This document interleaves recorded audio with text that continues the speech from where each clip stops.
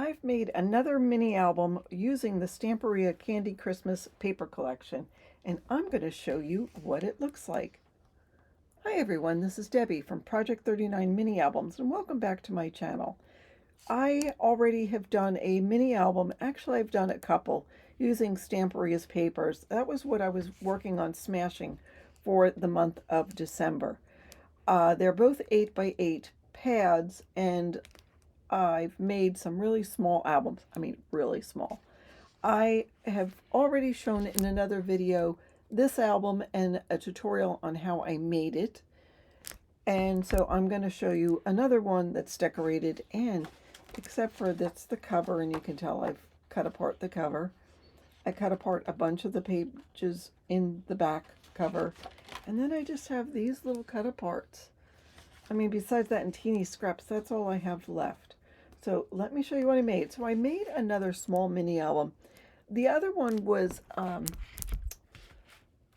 not quite as wide. I made this one a little bit wider just because the pages were 4 by 4. I just thought it would look a little better. I kept it really simple. This mini album actually measures 4.5 by 5. So let me take you inside. The cover is just paper I cut out. I sort of layered this. It came from a cut apart sheet, and I added a moon there. It's really a cookie. I mean, not really a cookie, but it's an image of a cookie, and it's beautiful. So in the front inside cover, I have just a little tuck spot. I added this onto this frosting paper, and these are, no, this was a cut apart.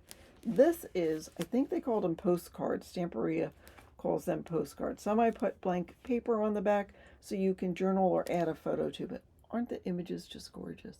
I added some elements. There was lots of fussy cut pages, so I fussy cut these two presents and a tree and made it into a tuck spot for that page. These pages all have hidden photo mats, and I just used some leftover paper to decorate that. So on this page, I added this. It came from another fussy cut page. So it's a tuck spot for the top, and I took one of these cards and just tucked it there in the top. Here is a pocket on this page with a good size photo mat. And again, they're top loading pages, so there is the card that goes in that page. So here, this is another tuck spot. I thought she was really adorable. So again, you could take these pages and put photos here, but as you can see, I use them as tuck spots for these cards. And here is the hidden photo mat for that page. Here again, I just grouped a bunch of fussy cut elements. I kept them all in blue. I thought that was pretty, and left an item there. And then here, this page opens. There's another grouping. I put a little card in there, but that'll open like that, and there is room to put another small photo there. Oh, here is that hidden photo mat.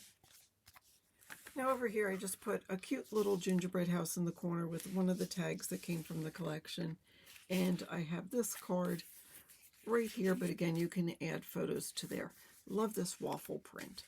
And this little candy cane stripe actually came from the back cover. There is, speaking of back cover, the back cover of the book.